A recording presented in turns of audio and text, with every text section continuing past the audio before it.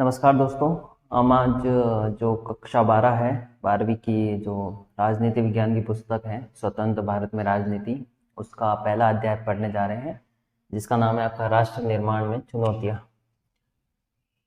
राष्ट्र निर्माण में क्या क्या चुनौतियाँ, इस चैप्टर को पढ़ेंगे, इसमें क्या क्या है वो सब कुछ देखेंगे।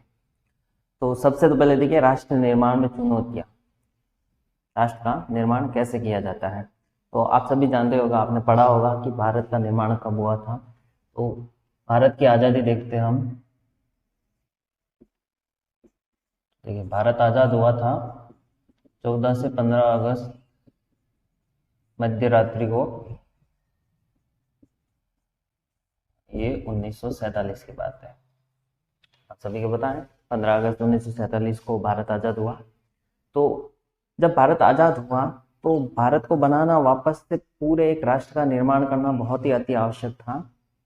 तो इस राष्ट्र का निर्माण कैसे होगा, कैसे नहीं होगा, इस बात पे चर्चा है। और इस पूरे अध्याय में आपको यही पढ़ना है कि हमने भारत का निर्माण कैसे किया। जब अंग्रेजों से हम आज़ाद हुए तो फिर इतने बड़े विशाल देश को हमने कैसे फिर से खड़ा किया, इसी तरह। तो देखिए भारत आज़ाद हुआ और भारत के पहले प्रधानमंत्री, आप पता ही है आपको सबको, जानते होंगे, पहले प्रधानमंत्री थे पंडित जवाहरलाल नेहरू। कौन थे? पंडित जवाहरलाल नेहरू। तो पंडित जवाहरलाल नेहरू ने अपना पहला भाषण दिया था, फर्स्ट भाषण। उस भाषण में उन्होंने कहा था, या उनके पूरे भाषण को कहा जाता है tryst with destiny. Tryst with destiny, इसका हिंदी में अगर आप मतलब निकालोगे तो आपका मतलब होता है भाग्यवधु से चीर प्रतीक्षित भेंट। ये उनका पहला भाषण था जो उन्होंने 15 अगस्त को दिया था पूरी भारतीय जनता को। और उस भाषण को कहा जाता है ट्रिस्ट विथ डेस्टिनी, यानी भाग्यवधु से चिर प्रतीक्षित भेंट। अब भारत आजाद तो हो गया था, लेकिन हमें इस राष्ट्र को पूरा फिर से खड़ा करना था, पूरा बनाना था, इसका निर्माण करना था। क्योंकि अभी तक हम पहले राजाओं के राज में जीते आ रहे थे, उसके बाद अंग्रेजों ने हम पर शासन किया, अब उसके बाद हम प्रमुख रूप से आज़ाद हो गए। तो आज़ाद भारत को हम कैसे चलाएंगे, कैसे इस पूरे देश की व्यवस्था होगी, तो ये बात हमें निश्चित करनी थी। तो कैसे ये बात निश्चित करेंगे, तो सबसे पहले दो बातों पर सहमति हुई। कितनी बातों पर? दो बातों पर सहमति हुई। वो दो बातें कौन सी थी हम देखते हैं। सबने मिलकर दो बातों को सहमत किया। पहली थी शासन से संबंधित, कौन सी थी? शासन से। और दूसरी थी सरकार से संबंधित, सरकार। तो जो शासन से संबंधित बात थी उसमें ये कहा कि भारत का जो शासन है अब उसमें लोकतांत्रिक सरकार होगी। क्या होगी? लोकतांत्रिक सरकार। क्योंकि सभी आजाद हो चुके थे, अब वो राजाओं के अधीन नहीं रहना चाहते थे। उन्होंने कहा कि भारत में जो सरकार या जो शासन होगा वो कैसा होगा? लोकतंत्र होगा। भारत में लोकतांत्रिक सरकार को अपनाया जाए। तो इस बात पर सहमति बन गई कि हम भारत में क्या करेंगे? लोकतांत्रिक सरकार की स्थापना करेंगे। अब दूसरी बात सरकार संबंधित थी कि हमने लोकतांत्रिक सरकार की स्थापना तो कर दी, लेकिन ये सरकार करेगी क्या? तो इस पे एक बात बनी कि हम गरीब और कमजोर वर्ग, गरीब और कमजोर वर्ग, इनका उत्थान करेगी सरकार। दो बातों पर सहमति बनी। कौन कौन सी बात? पहला तो शासन क्या होगा, तो शासन में हमने बोल दिया कि हम क्या करेंगे? इस लोकतांत्रिक सरकार की स्थापना करेंगे। और लोकतांत्रिक सरकार क्या करेगी? गरीब और कमजोर वर्ग को उत्थान करेगी। मतलब सरकार का काम यही होगा कि सबका भला करना, सबका भला व विकास बोल सकते हैं, सबका भला और विकास करना। इन दो बातों पर प्रमुख रूप से सबने मिलकर अपनी सहमति कर दी कि हाँ भाई ये दो बातें हैं जिनको हमें अपनाना है। तो चलिए, ये दो बातों पर सहमति तो हो गई। अब था जब भारत आजाद हुआ तो आजादी की हमारी दो प्रमुख समस्याएं थी। आजादी के दौरान हमने दो प्रमुख मुद्दे देखे। वो कौन कौन से मुद्दे थे? पहला तो था अपना विस्थापन का, कि भारत से हजारों लोग पाकिस्तान की ओर विस्थापित हुए और पाकिस्तान से हजारों लोग, हजारों की संख्या में आप बोल सकते हैं या लाखों की संख्या में बोल सकते हैं, जो भारत से पाकिस्तान विस्थापित हुए और पाकिस्तान से भारत विस्थापित हुए। और दूसरा था उस समय की हिंसा। जब ये विस्थापन हुआ तो इस विस्थापन के दौरान इतनी हिंसा हुई जिसकी आप आज कल्पना नहीं कर सकते, और उस हिंसा का कोई रिकॉर्ड भी नहीं मिलता हमें, क्योंकि बहुत हिंसा हुई थी। दो देश बने थे, 15 अगस्त को बंटवारा हुआ था, हमें विरासत में मिला बंटवारा, और बंटवारे के दौरान वहाँ से लोग इधर आए, इधर से लोग उधर गए, तो उस भीड़ भाड़ में बहुत से लोगों की मृत्यु हुई, बहुत सारे दंगे हुए, हिंसा हुई, जिसमें बहुत ही मृत्यु हुई थी। तो ये दो मुख्य रूप से समस्याएं थी। अब हम पढ़ रहे हैं कि राष्ट्र निर्माण में चुनौतियां। तो राष्ट्र निर्माण में चुनौतियां, मेन तीन चुनौतियां देखेंगे हम राष्ट्र निर्माण की। राष्ट्र निर्माण के आड़े हमारी तीन चुनौतियां हैं। तीन कौन कौन सी चुनौतियां थी ये देखिए। पहली, दूसरी और तीसरी, तीन प्रमुख रूप से उस समय की चुनौतियां थी जिसे हमें समाधान करना था, और हमारे इतने बड़े विशाल लोकतंत्र की स्थापना करनी थी भारत में, और भारत को एक पुनः स्थापित करना था। तो पहली चुनौती थी, सबसे बड़ी चुनौती की एकता, कि सभी भारतीयों को एकता के सूत्र में बांधना, उन्हें यकीन दिलाना कि आप सब एक ही हैं और एक ही देश के निवासी हैं। ये सबसे बड़ा मुद्दा था कि एक अखंड भारत या एकता की स्थापना करना भारत के लोगों में। जब उस समय हिंसा थी, इतने विस्थापित लोग हुए थे, तो उस समय के माहौल में एकता स्थापित करना सबसे बड़ी चुनौती थी। दूसरी चुनौती आपको लोकतंत्र कायम करना, या लोकतंत्र की स्थापना बोल सकते हैं, लोकतंत्र की स्थापना। हमने कह तो दिया कि हम लोकतंत्र की स्थापना करेंगे, लेकिन कैसे संभव हो पाएगा? जो लोग राजतंत्र में जीते आए हैं, जो लोग अंग्रेजों के गुलाम रह चुके हैं, वो इतने बड़े लोकतंत्र में कैसे रहेंगे? हम इस देश में कैसे लोकतंत्र की स्थापना कर सकेंगे? लोकतंत्र में हमने इनको मूल अधिकार दिए हैं, जो संविधान लागू किया है, संविधान के जितने भी उपबंध हैं उनको लागू करवाना, मूल अधिकार दिए, तो लोग कैसे फॉलो करेंगे उन मूल अधिकारों को? तो वो सब देखना ये सबसे बड़ा था। अब मतदान का अधिकार दिया, तो लोग कैसे मतदान करेंगे, क्या करेंगे, और किस प्रकार से पूरे भारत में लोकतंत्र की स्थापना हो जाएगी? ये दूसरी सबसे बड़ी समस्या थी। फिर आती है आपकी तीसरी समस्या, वो थी विकास। पूरे भारत में विकास किस प्रकार से होगा, किस प्रकार से विकास किया जाएगा?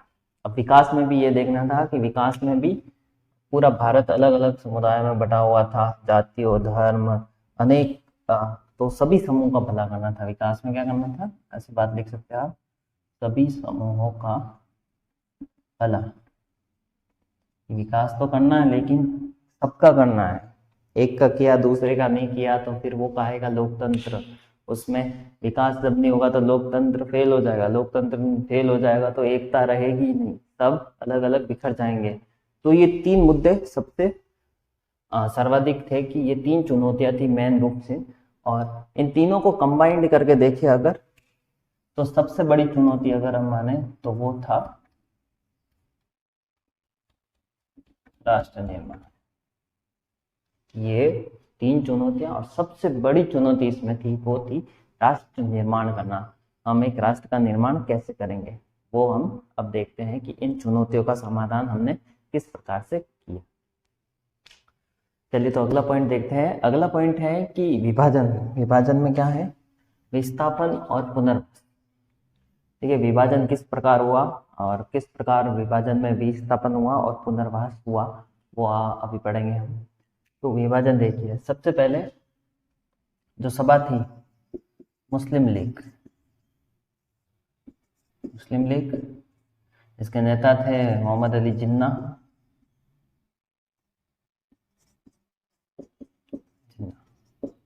तो इन्होंने सबसे पहले कहा भारत में, उस समय के ब्रिटिश भारत में, कि हमें द्विराष्ट्र सिद्धांत दिया।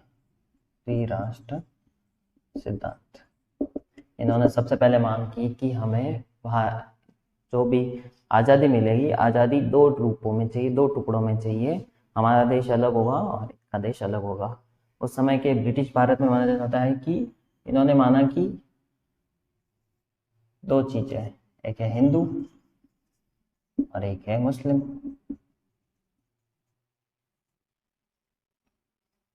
बस दो ही लोग हैं और इनको अपना अलग देश दो और हमें अपना अलग देश दो, जिसका हम नाम रखेंगे पाकिस्तान।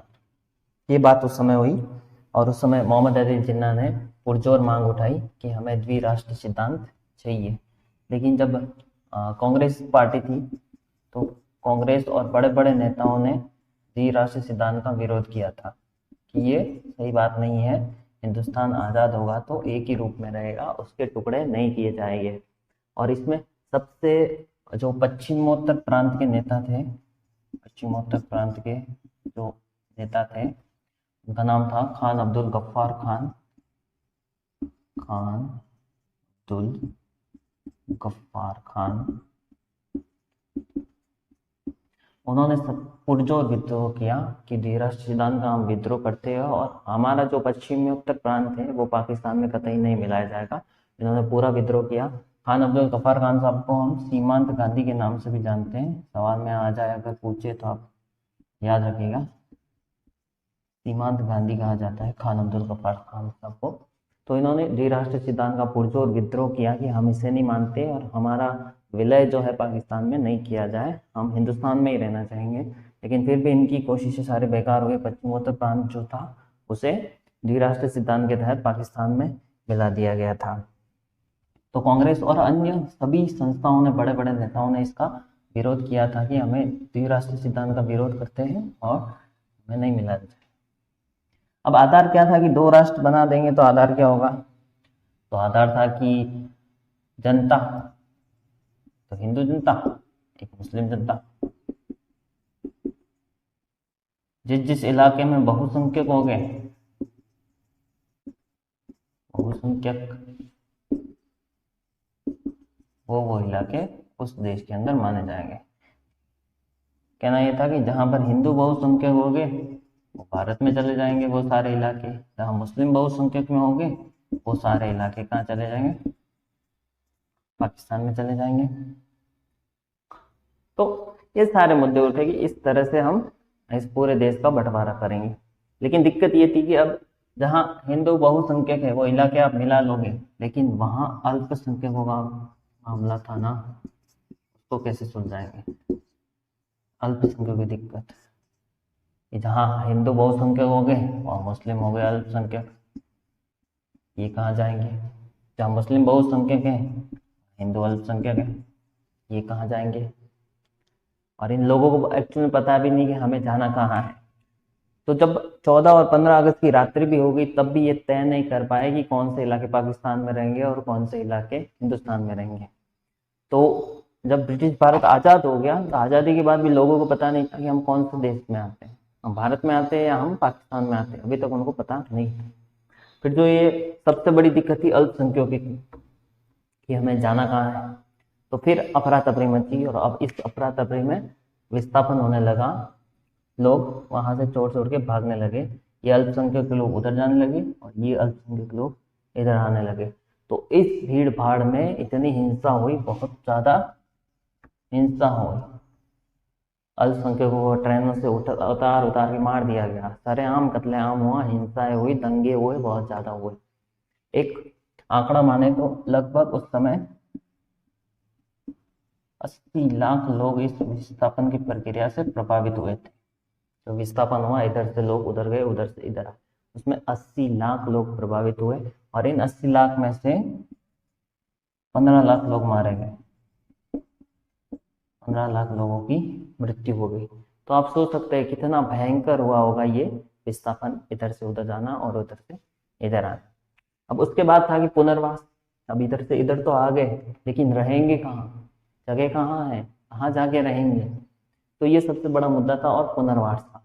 तो जो इधर उधर हुए विस्थापित हुए लोग, उन्हें कई महीनों कई सालों तक पुनर्वास कैंप में बिताने पड़े या शरणार्थी कैंप में। कई सालों तक ये लोग शरणार्थी कैंप का हिस्सा रहे, क्योंकि उस समय उन्हें पता नहीं था कहाँ जाए कहाँ नहीं जाए। सरकार व्यवस्थाएं कर रही थी, इतना बड़ा लोकतांत्रिक देश बनाने जा रहे थे, हमें खुद तय करना था कि हम कहाँ पर इनको विस्थापित करेंगे या कहाँ पर विस्थापित नहीं करेंगे। और एक था कि मुस्लिम आबादी सबसे ज़्यादा कहाँ थी, तो बंगाल में थी, पंजाब में थी। तो दायरा कैसे निश्चित करें, तो एक दायरा निश्चित कर दिया। बंगाल इधर वाली साइड आता था, पंजाब इधर वाली साइड आता था। इसको पूर्वी पाकिस्तान बना दिया, इसको पश्चिमी पाकिस्तान बना दिया। पाकिस्तान भी दो टुकड़ों में बना, जब बना तब। वो तो बाद में 1965 के टाइम इंदिरा गांधी की सरकार ने बांग्लादेश को आज़ाद करा दिया और पूर्वी पाकिस्तान को आज़ाद करके उसका नाम बांग्लादेश रख दिया। तो इस प्रकार से ये विस्थापन की प्रक्रिया हुई, और विस्थापन के बाद भी पुनर्वास की जो प्रक्रिया थी वो संपन्न हुई। तो ये बहुत बड़ी हिंसा हुई थी उस टाइम। हिंसा में कई लोग मारे गए थे और कई लोग कितने ही सालों तक शरणार्थी कैंप में रहे, और उन्हें पता भी नहीं था कि हम जाए तो जाए कहाँ, करे तो करे क्या। फिर भी 1951 के टाइम जब जनगणना हुई, तो भारत में जितने भी जनसंख्या थी, भारत की जनसंख्या, उसमें से तकरीबन 12% लोग कौन थे, मुस्लिम थे। 12% लोग मुस्लिम यहीं रहे थे, वो गए ही नहीं। उनका देश ये मानते थे वो अपना देश, तो यहीं रहे, और हमने भी उनको यहाँ रहने दिया। तो ये सब। फिर एक वाकया हुआ वहाँ पर 30 जनवरी 1948 को। ये मुद्दा चल ही रहा था विभाजन में विस्थापन और पुनर्वास का, लोग शांत नहीं हो रहे थे। लेकिन 30 जनवरी 1948 को एक भयंकर घटना हुई। जो घटना थी आपका, गांधी जी को सवेरे प्रातःकालीन सभा में नाथूराम गोडसे द्वारा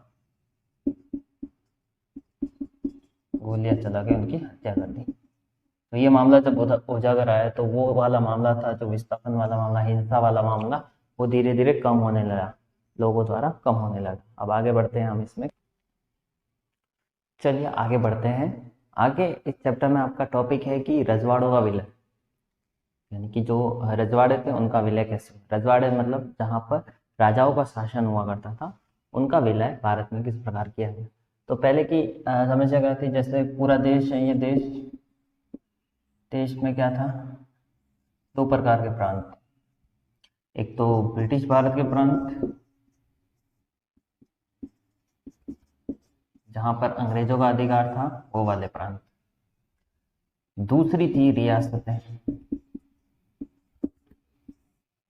या आप रजवाड़े भी बोल सकते हैं। रजवाड़े यानी जहां पर राजा का शासन था, राजा का शासन, वो रजवाड़े। और जहां अंग्रेजों का शासन था, वो था ब्रिटिश भारत। तो जब विलय हुआ, दो प्रांत बने, दो अलग अलग देश बने, भारत पाकिस्तान। तो उस समय ब्रिटिश भारत था और एक थी रियासत और रजवाड़े। लगभग इन रियासत और रजवाड़ों में उस समय आप देखें तो 565 रियासतें शामिल थी, छोटी मोटी कुल मिला के 565 रियासतें थी। अब जब विभाजन हुआ, तो विभाजन में ये कहा गया कि ब्रिटिश भारत के प्रांत अगर किसी भी देश में मिलना चाहे तो आज़ाद है, और रियासत और रजवाड़े हैं ये भी अपनी इच्छा से किसी भी देश में मिल सकते हैं, या भारत में मिलो या पाकिस्तान में, कोई दिक्कत नहीं है। और इसका निर्धारण कौन करेगा कि कौन सा देश में मिलता है, तो वो करेगा राजा। राजा इसका निर्धारण कर देगा। तो अखंड भारत बनाने के लिए सबसे बड़ी चुनौती थी कि इन रियासतों और इन रजवाड़ों को शामिल करना। तो जब हम आज़ाद हुए 15 अगस्त 1947 को, उससे पहले कई ऐसे रियासत और रजवाड़े थे जो भारत में शामिल हो गए थे, भारत में आसानी से शामिल हो गए थे। भारत के उस समय गृह मंत्री थे सरदार वल्लभ भाई पटेल, तो उनके प्रयासों से अधिकतर रजवाड़े भारत में शामिल हो गए थे। कुछ रजवाड़े थे जो बहुत दिक्कत कर रहे थे, वो उनको शामिल करने में बहुत कठिनाई आ रही थी। जैसे उन रजवाड़ों का नाम देखे हम, तो एक तो था आपका जूनागढ़, तो गुजरात का, एक आपका था हैदराबाद रियासत, एक था आपका मणिपुर, और एक था आपका कश्मीर। ये 4 ऐसी रियासतें थी, बड़ी रियासतें, जो विलय पत्र पर हस्ताक्षर नहीं कर रही थी या विलय में शामिल नहीं हो रही थी, ये दिक्कत पैदा कर रही थी। तो इनका विलय अखंड भारत में किस प्रकार किया गया, वो अब हम आगे पढ़ेंगे कि किस प्रकार विलय किया गया। और एक जब विलय किया जाता था तो इन राजाओं से एक सहमति पत्र पर हस्ताक्षर करवाए जाते, एक सहमति पत्र होता था, उस पर हस्ताक्षर करवाए जाते थे, और उस सहमति पत्र का नाम होता था instrument of accession. Instrument of accession, ये विलय पत्र भी कहते हैं, सहमति पत्र भी कहते थे।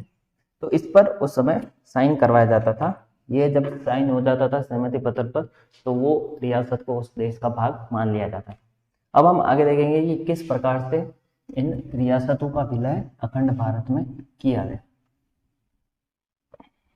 तो हम सबसे पहले हैदराबाद रियासत के बारे में देखेंगे कि हैदराबाद रियासत जो उस समय की सबसे बड़ी रियासत थी, उसको किस प्रकार से भारत में शामिल किया गया। हैदराबाद, तो हैदराबाद के बारे में आप ये जानिए। हैदराबाद उस समय की सबसे बड़ी रियासत थी। यहाँ के जो राजा थे वो निजाम कहलाते थे। क्या कहलाते थे? निजाम कहलाते थे। तो जब सबसे पहले गृह मंत्री अपने थे सरदार वल्लभ भाई पटेल, तो पटेल साहब गए निजाम सर के पास और बोला सहमति पत्र पर हस्ताक्षर कर दीजिए या आप भारत देश में शामिल हो जाइए। तो पहले तो उन्होंने कुछ टालम टोल की, फिर एक संधि पत्र पर हस्ताक्षर कर लिए जो 1 साल के लिए था, कि हाँ 1 साल तक हम रहते हैं, चलिए। लेकिन निजाम की ये इच्छा थी कि हैदराबाद एक स्वतंत्र रियासत रहे, स्वतंत्र रियासत, इसलिए उन्होंने टालम टोल किया कि हम देखेंगे, करेंगे। निजाम चाहता था कि हैदराबाद पूरा क्या रहे, आज़ाद रहे, एक रियासत बनी रहे।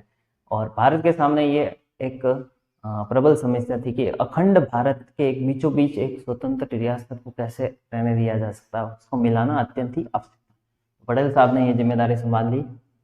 तो उस समय तो निजाम साहब ने बोल दिया कि हम देखेंगे, सोचेंगे बाद में। लेकिन निजाम के अत्याचार बहुत थे और इन अत्याचारों के खिलाफ किसानों ने एक आंदोलन कर दिया। किसानों ने निजाम के खिलाफ आंदोलन कर दिया। अब आंदोलन कर दिया किसानों ने, तो वो भी निजाम के विरुद्ध। तो ये हाईलाइट हो गया पूरे देश में कि निजाम के विरुद्ध आंदोलन हो रहे। तो एक निजाम की सेना थी, तो अर्धसैनिक बल था निजाम का। निजाम ने ये भेज दिया कि किसानों को इस आंदोलन को दबा दो। और जो ये अर्धसैनिक बल में जो लोग थे वो अत्यंत ही हिंसाकारी थे, मारकाट में एक्सपर्ट थे, दुख दर्द में। तो ये लोग आए, किसानों को मारने लगे। और जब ये सब नज़ारा सामने हुआ तो भारत सरकार से रहा नहीं गया और भारत सरकार ने अपनी भारतीय सेना को भेज दिया। भारतीय सेना को इस अर्धसैनिक बल के विरुद्ध लड़ने के लिए भेज दिया। और अंत में यह हुआ कि सितंबर 1948 में निजाम ने आत्मसमर्पण कर दिया कि हम हार गए, अब की जीत हो गई। और इसी आत्मसमर्पण के साथ हैदराबाद का भारत में विलय हो गया। तो ये प्रक्रिया हुई थी हैदराबाद के विलय को लेकर। आज़ाद रहना चाहते थे लेकिन आज़ाद रह नहीं पाए, अत्याचारी शासक थे निजाम, इसलिए भारतीय सेना भेजी गई वहाँ पे और इन अर्धसैनिक बलों के विरुद्ध। और फिर अंततः निजाम ने आत्मसमर्पण किया और आत्मसमर्पण के बाद हैदराबाद का विलय हो गया। दूसरी रियासत थी आपकी मणिपुर। मणिपुर के बारे में देखते हैं। ये मणिपुर भारत में शामिल होना ही नहीं चाहता था। देखिए मणिपुर के राजा थे बुद्ध सिंह बोल सकते हैं आप, बुद्ध सिंह मणिपुर के उस समय के शासक थे। और इन्होंने भी कहा कि हम देखेंगे, इन्होंने भी कुछ समय के लिए 1 साल के लिए साइन कर दिया कि हम रहेंगे भारतीय संघ में, फिर आगे देखेंगे कि क्या करना है और क्या नहीं करना है। फिर बुद्ध सिंह ने क्या किया कि यहाँ पे चुनाव करवाए मणिपुर में, और इन चुनावों में सार्वभौमिक वयस्क मताधिकार का प्रयोग किया गया।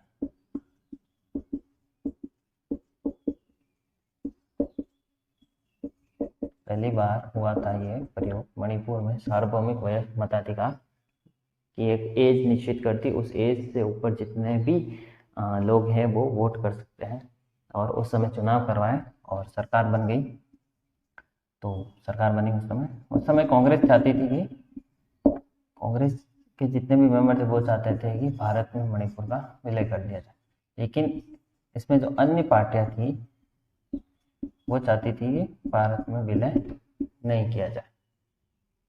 तो इधर विधानसभा वगैरह चल रही थी, लेकिन पटेल साहब ने क्या किया, पटेल साहब सीधा किसी को नहीं बताया, सीधा चले गए राजा बुद्ध सिंह जी के पास और बुद्ध सिंह जी को समझा बुझा के विलय पत्र पे साइन करवा दिए, विलय पत्र पे साइन करवा दिए, और इस प्रकार मणिपुर का भी भारत में विलय हो गया। तो आज भी वहाँ की जनता इस बात से नाराज रहती है कि जनता या उस समय की जो विधानसभा चल रही थी उससे पूछा नहीं गया और सीधा ही राजा से मिलके मणिपुर का जबरदस्ती भारत में विलय कर दिया। अब हम आगे बढ़ते हैं, आगे इसमें अगला है आपका राष्ट्र निर्माण में राज्यों का पुनर्गठन, कि राज्यों का पुनर्गठन किस प्रकार से किया गया। जब भारत आज़ाद हो गया, सभी रियासतों और ब्रिटिश प्रांत को मिला दिया गया, तो उसके बाद राज्यों का पुनर्गठन कैसे किया गया। तो उसमें सबसे पहले यह है कि नागपुर अधिवेशन हुआ था 1920 में, कांग्रेस का नागपुर अधिवेशन।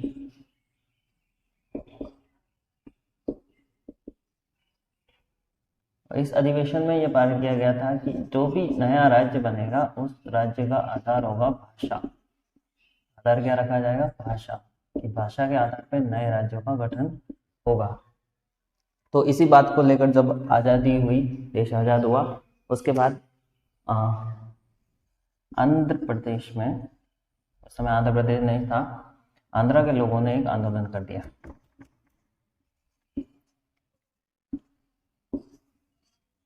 कि तेलुगु भाषी लोगों के लिए एक नया राज्य बनाया जाए। आंदोलन शुरू हो गया। इस आंदोलन के नेता थे पोट्टी श्रीरामुलु, पोट्टी श्रीरामुलु, ये इस आंदोलन के नेता थे और ये अनशन पे बैठ गए थे। इस अनशन के कारण 56 दिनों बाद इनकी मृत्यु हो गई थी। तो ये आंदोलन बहुत तेजी से फैला। सरकार नासमझ की स्थिति में आ गई कि हाँ करे या ना करे, राज्य बनाया जाए या नहीं बनाया जाए। फिर अंततः गया वो 1952 में सरकार को झुकना पड़ा और 1952 में नया प्रांत बना आंध्र प्रदेश के नाम से। तो ये पहला भाषा के आधार पर बनने वाला राज्य था। 1952 में आंध्र प्रदेश बनाया गया। अब आंध्र प्रदेश बना दिया तो ऐसी स्थिति दोबारा आए या नहीं आए, उसके लिए भारत सरकार ने प्रयास किया और 1952 में जब आंध्र प्रदेश बनाया गया, उसके बाद 1953 में भारतीय सरकार ने एक राज्य पुनर्गठन आयोग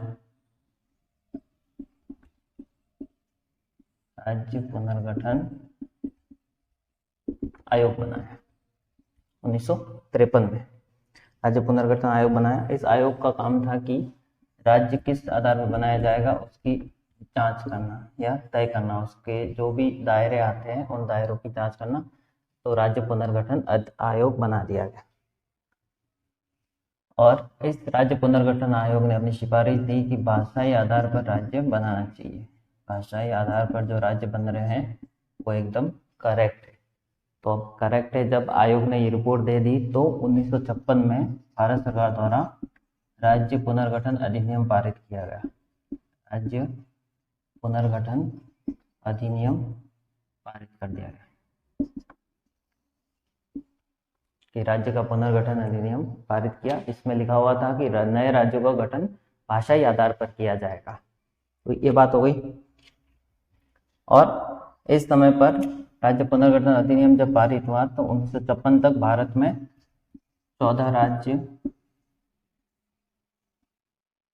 और 6 केंद्र शासित प्रदेश थे। 6 केंद्र शासित प्रदेश बन गए थे 1956 में। तो कोई पूछो 1956 में भारत में कितने राज्य थे, तो 14 राज्य थे और 6 केंद्र शासित प्रदेश थे। ये किस आधार पर बनाए गए थे? 1956 में जो राज्य पुनर्गठन अधिनियम पारित हुआ उसके आधार पर। राज्य पुनर्गठन अधिनियम किस आयोग की सिफारिश पे हुआ था? तो राज्य पुनर्गठन आयोग की सिफारिश पर। तो अभी याद रखिए कि 1956 में भारत में क्या था? 14 तो राज्य थे और 6 केंद्र शासित प्रदेश थे।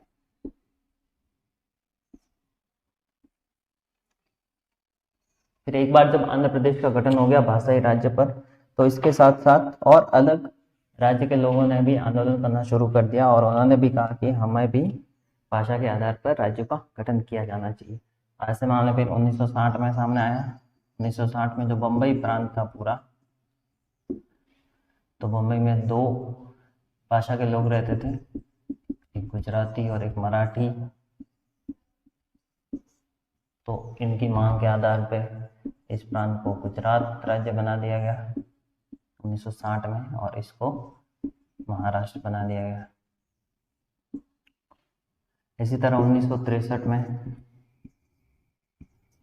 नागालैंड राज्य बना। इसी में हम आगे देखें तो 1963 के बाद 1966 में पंजाबी भाषा वाले लोगों ने आंदोलन किया कि हमें पंजाब चाहिए, तो इन्हें पंजाब दिया और पंजाब में से ही 2 टुकड़े कर दिए, एक हरियाणा और दूसरा हिमाचल प्रदेश। ये 2 टुकड़े और हो गए। इसी कड़ी को हम अगर आगे बढ़ाते हैं तो 1972 में जाते हैं हम। 1972 में असम का उदाहरण लेते हैं। 72 में असम राज्य में से हिस्से किए गए और असम से बना पहला आपका बना मेघालय। असम से ही दूसरा आपका बनाया गया मणिपुर और इसी से तीसरा बनाया गया आपका त्रिपुरा।